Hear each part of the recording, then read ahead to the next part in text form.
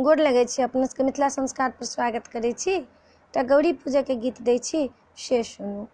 चलू हे सुंदरी गौरी पूजा संग सहेली के साथ हे। चलू हे सुंदरी गौरी पूजा संग सहेली के साथ है। लाल सफरी लाल गौरी लाल कपड़ा साथ है। चलू है सुंदर गौरी पूजा संग सहेली के साथ है। लाल फूल लय गौरी पूजब मांगब यही बात है।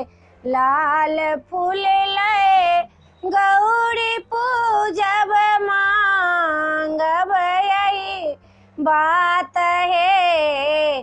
चलू है सुंदर गौरी पूजा संग सहेली के साथ है। लाल अक्षत लाल चंदन लाल सिंदूर के साथ है। लाल अक्षत लाल चंदन लाल सिंदूर के साथ है। चलू है सुंदर गौरी पूजा संग सहेली के साथ है। गौरी पूजी पूजी बड़ मांगब मांगब यही बात है। गौरी पूजी पूजी बड़ मांगब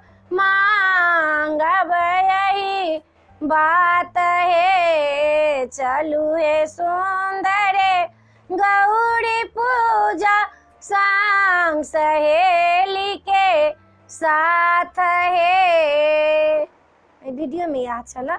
अपने सबके गौरी पूजा के गीत नीक लागत तो चैनल के सब्सक्राइब करऽ नहीं बिसरबै। जरूर सब्सक्राइब करबै, जरूर लाइक करबै, कहबै जरूर बिसरबै नहीं।